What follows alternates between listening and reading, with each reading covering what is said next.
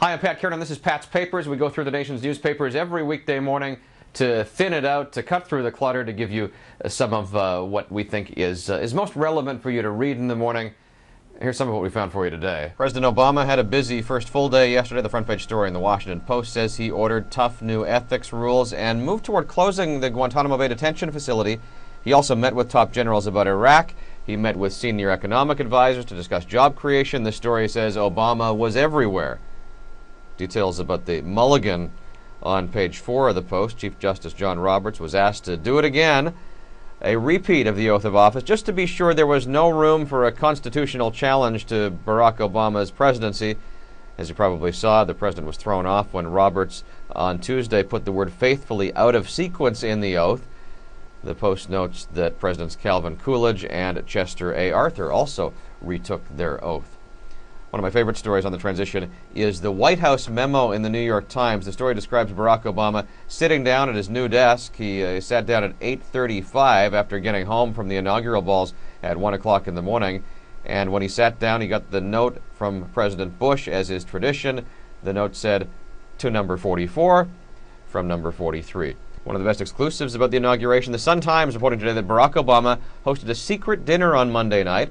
It included talk show host Oprah Winfrey. There was music by Chicago's Old Town neighborhood native Mark Walker and his band.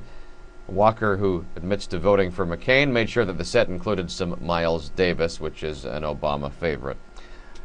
Page 3 of the New York Post. Barack Obama's busy schedule yesterday. He was, as I said, in the office at 8:30 after doing the inaugural balls. And the photo on the right side of the page is the source of some controversy.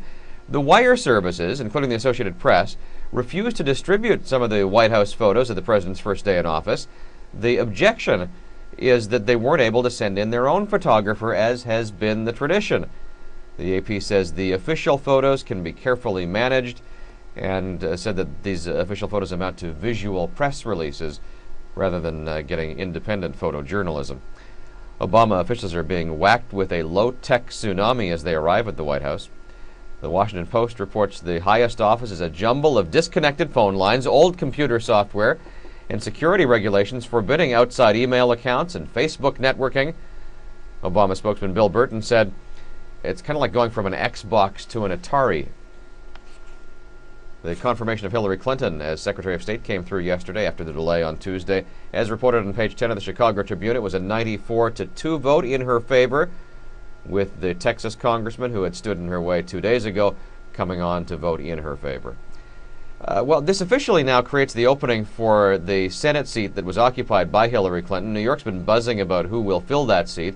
But there was a sudden change in this race last night. JFK's daughter, Caroline, has been telling anyone who had listened for the past month that she wanted the job. It's a decision that belongs to New York Governor David Paterson. He had been considering Kennedy among others, but suddenly she dropped out last night, officially citing personal reasons. The New York Post story includes speculation that she is quitting the race simply to save face because she may have concluded that she wasn't going to be the governor's choice. Americans have, on average, an extra 5 months to live thanks to a reduction in air pollution. This story is on page 1 of USA Today. A New England Journal of Medicine study concludes the manner in which reductions in air pollution from 1980 to 2000 increased life expectancy in 51 U.S. cities, on average 5 months, but in the cities that cleaned up the most, people have an extra 10 months to live. Interesting story about going green from the home section of the New York Times. The question, how green is your moving crew? The traditional moving crew uses cardboard boxes to carry your stuff from one place to the next. That creates a lot of waste, so reusable moving crates are increasingly popular.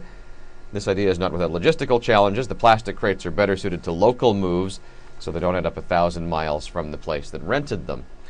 It's a bizarre story from Taiwan on page 1 of the LA Times. Scantily clad young women along Taiwan's highways are stopping drivers, not to sell their bodies, but to sell an addictive snack called the beetle fruit.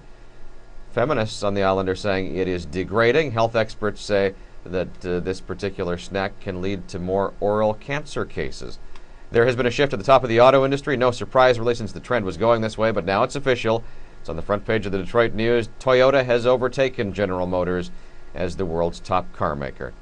Finally, Windows 7, the national technology columnists in the Wall Street Journal, the New York Times, and USA Today are all taking a look at the beta version of Windows that Microsoft is making available for you to try. Walt Mossberg in the Wall Street Journal says Windows 7 is a pleasure to use. He says a lot's been done to address the problems in Windows Vista, and he expects the final release of this update will be ready for the fall. And that'll do it for this morning. We can never get to it all, so if you think there is a particular story we've missed that we should have included in the summary, please send us a comment. And you can always go online to our website, patspapers.com. Scroll down from the main video report where you will find links to each of the stories that we have featured on the morning report. See you again next time.